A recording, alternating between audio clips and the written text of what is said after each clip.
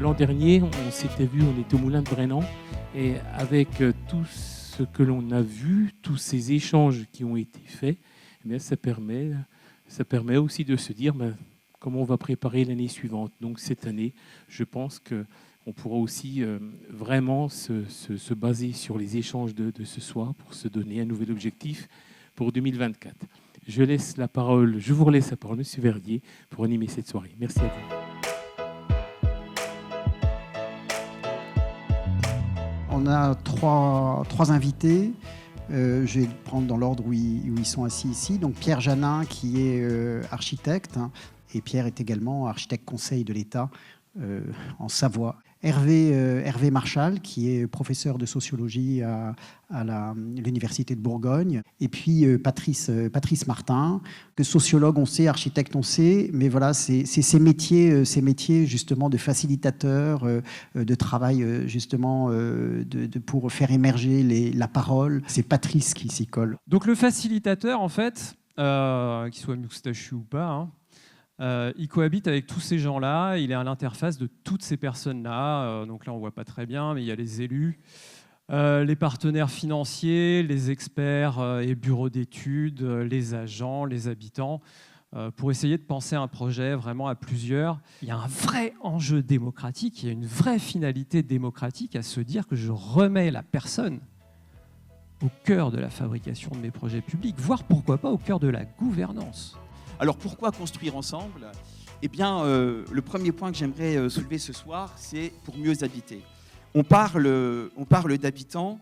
Il me semble que la notion est assez lisse. Pour moi, en tout cas, les habitants sont des habiteurs. C'est une notion qu'on utilisait au XIXe siècle. Ça veut dire quoi ? Qu'on est actif, mais qu'on est habité. On est habité par un environnement, on est habité par le monde, on est habité par finalement des éléments matériels que parfois on ne trouve pas importants.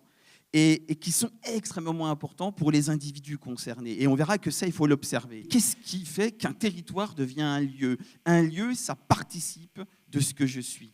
Un lieu, je m'y projette.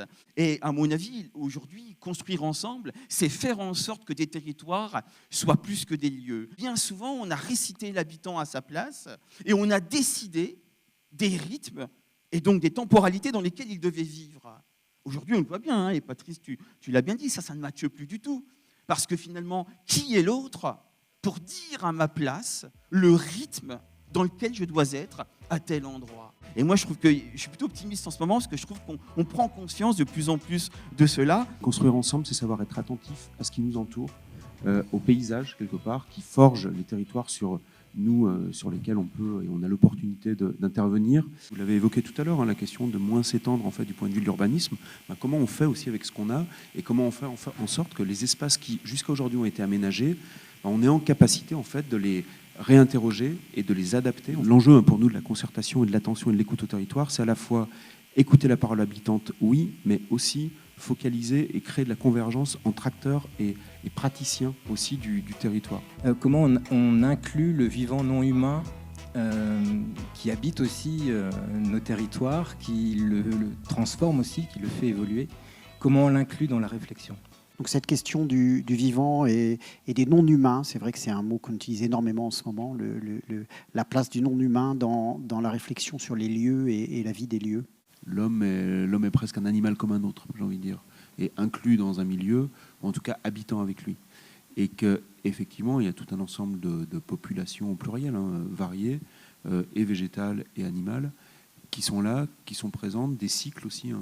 Je parlais de la question des ressources, enfin, la question de ces cycles elle est quand même essentielle en fait, à la question de l'adaptation. L'association et la mise en place des élus locaux dans cette dynamique est très, très difficile.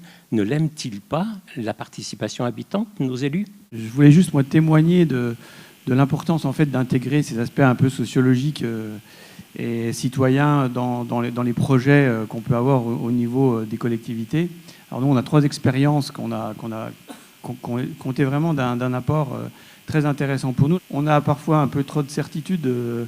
Les élus, on pense à la place des autres, on pense qu'on a toujours raison, mais en fait, il faut savoir vraiment se remettre en question. Et le pilotage des projets, c'est aussi en intégrant ces regards extérieurs qu'on peut finalement faire quelque chose qui marche pas trop mal. Voilà. Bien, écoutez, merci à toutes et à tous pour cette soirée et cette participation. Je conclurai sur ces mots avant de vous inviter à boire le verre de l'amitié. Vous savez, en France, on a cette chance phénoménale. Derrière chaque Français se cache un conseiller municipal, un président, un maire, un représentant d'association. Et c'est une chose qu'on ne connaîtra jamais en dictature.